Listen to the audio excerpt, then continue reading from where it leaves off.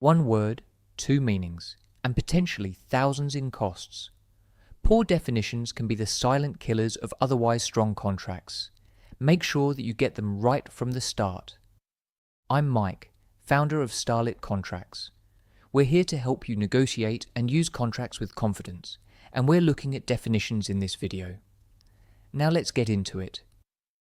Let's start by looking at definitions in summary. Definitions are much like having a dictionary in your contract. You open up a dictionary and you'll see a list of words. And next to each of those words is a description of what that word means. Contracts work the same way. If you see a capitalized word in your contract, like agreement, deliverables, or affiliate, that's often a signal that it's been defined somewhere else, and it has a specific meaning. Definitions bring precision. They reduce the chance of confusion and disputes, especially when the same word might be interpreted in different ways depending on the industry, the region, or the people reading it. Let's look at how this plays out in the real world. In day-to-day business, people often skim past the definitions at the start of a contract. It's easy to assume they're just standard boilerplate language that doesn't need attention. But here's the problem. A small tweak in a definition can change the entire meaning of a clause. For example, if loss includes indirect loss, that might have major implications for your liability. If affiliate includes not just parent and subsidiary companies, but also unrelated third companies, then your obligations might stretch far wider than expected. The reality is, definitions influence how your contract works, and ignoring them is like playing a game without knowing the rules. So, should you care? It's important for you to know that definitions can create loopholes and change contractual parties' rights and obligations. On the other hand, definitions can provide precision and accurately record the intentions of the parties. It tends to be most important to get definitions right for the most impactful clauses like the scope of work, the payment mechanism, and for limitations and exclusions from liability. Let's look at a practical example together now. Customer Limited wants to sign a contract with Supplier Limited for the first time. Customer Limited insists on using its standard contract and wants it signed immediately. Supplier Limited does not have time to review the contract fully, which includes 5 pages of definitions. The first point to mention is that this situation happens a lot. One or both of the contract parties are often in a rush to sign the contract and for work to start. This is one of the reasons it's so important to know where you can get contract support on short notice when you need it. Remember that Starlit Contracts can help you to secure the support that you need to address your requirements. So what could go right for the parties in this case? Let's say that the definitions are reasonable and that the number of them is appropriate for the size and complexity of the deal.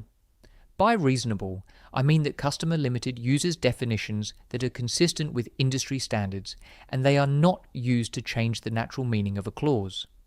When Customer Limited has taken this approach, then Supplier Limited might avoid any negative consequences from rushing in to get the contract signed. But what could go wrong on the other hand? Let's say that there's an excessively long list of definitions which is disproportionate to the value and complexity of the deal, and that the definitions favour the customer. In this case, if Supplier Limited signed the contract before reviewing it to try and meet the timeframes wanted by the customer, then there's a good chance that Supplier has exposure to liabilities and obligations that they didn't budget for. Let's look at a sample clause that uses a definition. The liability clause states, Supplier Limited's liability is capped at $1 million except in case of willful misconduct. Willful misconduct is a defined term. You can tell by the way that the W and M are capitalized.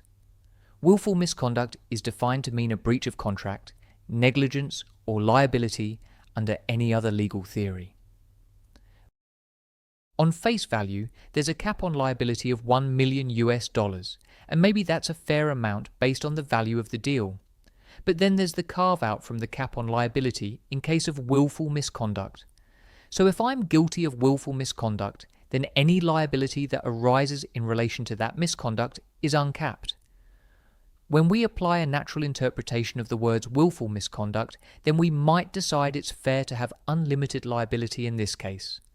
After all, wouldn't that mean that we deliberately did something wrong?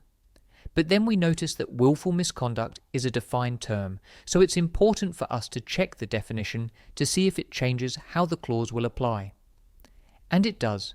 Willful misconduct has a very broad definition, which means that pretty much all liability is uncapped. This is definitely a point for negotiation. The sample clause also demonstrates how easy it is to build or reduce trust based on the way a contract is written. It is for you to decide what approach best addresses your interests. If you find this video helpful, then, for a short time, you can access the entire Build the Foundation in Contracts program for free by signing up for Silver membership at starlitcontracts.com. I look forward to seeing you there.